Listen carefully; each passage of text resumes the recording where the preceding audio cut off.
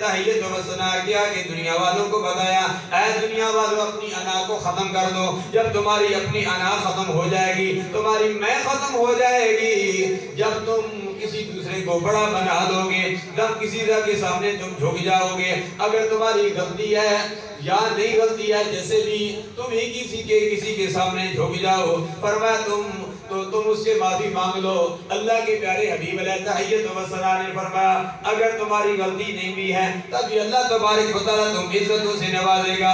علامہ محمد اجم القادری صاحب ویزادہ رضا محمد ثاقب مصطفی صاحب یہ حدیث بڑے خوبصورت انداز میں بیان کرتے ہیں. فرماتے ہیں اگر تم کسی سے معافی مانگنے کے لیے چلے جاؤ فرمایا اللہ تبارک و تعالیٰ تمہاری عزت کو گھٹائے گا نہیں بلکہ اللہ تبارک و تعالیٰ تمہاری عزت کو بڑھا دے گا. اگر تمہاری عزت میں کوئی فرق آ گیا قیامت کے دن اللہ کے پیارے حبیب علیہ تحیت و ثنا نے فرمایا مجھ محمد مصطفیٰ کو پکڑ لینا مجھ سے مطالبہ کرنا یا رسول اللہ فلاں موقع پر میں نے عجیب انکساری کا اظہار کیا تھا میں جھک گیا تھا فلاں سے معافی مانگ لی تھی میری عزت میں فرق آ گیا تھا.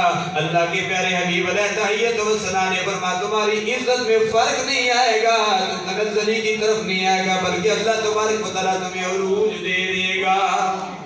امام الانبیاء علیہ تحیت و ثنا نے ایسے ہی کیا. اوس اور خزرج قبیلے دونوں آپس میں دست و گریبان تھے ایک دوسرے کے خون کے پیاسے تھے.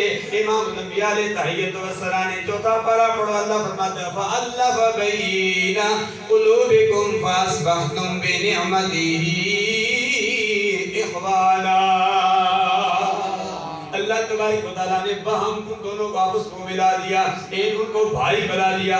اللہ تبارک و تعالیٰ نے فرمایا آپس میں خوز و خزرج دونوں قبیلے بھائی ہیں. بھائی کس نے بنایا امام الانبیاء علیہ تحیت و ثنا نے ان کو ملا دیا ان کو آپس میں بھائی بنا دیا.